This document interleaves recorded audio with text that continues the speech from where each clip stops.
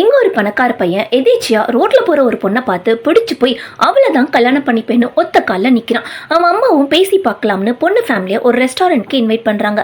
அங்க இருக்க எல்லா டேபிள்ஸையும் புக் பண்ணிட்டாங்க. ஒரு பக்கம் பொண்ணோட அப்பா பணக்கார ஃபேமிலி, நல்ல பையன், ஒழுங்கா கல்யாணத்துக்கு ஓகே சொல்லிட்டு மேரேஜ் பண்ணிக்கோன்னு சொல்லிட்டு இருக்காரு.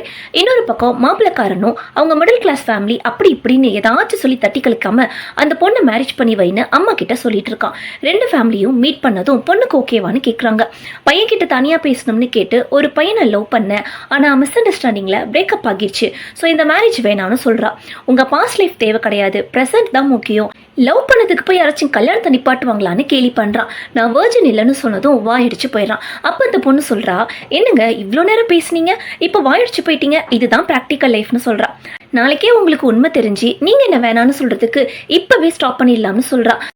அதுக்கு அந்த பையனும், பொண்ணுங்கெல்லாம் சொக்க தங்கவங்க, ஏதோ செகண்ட்ஸ்ல வாங்குற பொருள் மாதிரி பேசுறீங்க, எப்போ உண்மையை சொன்னீங்களோ அப்பவே நீங்க தான் என் ஒய்ஃப்னு நான் டிசைட் பண்ணிட்டேன், எதையாச்சும் யோசிச்சுட்டு இருக்காம வாங்க போலாம், நான் வெயிட் பண்றேன்னு போயிடுறோம்.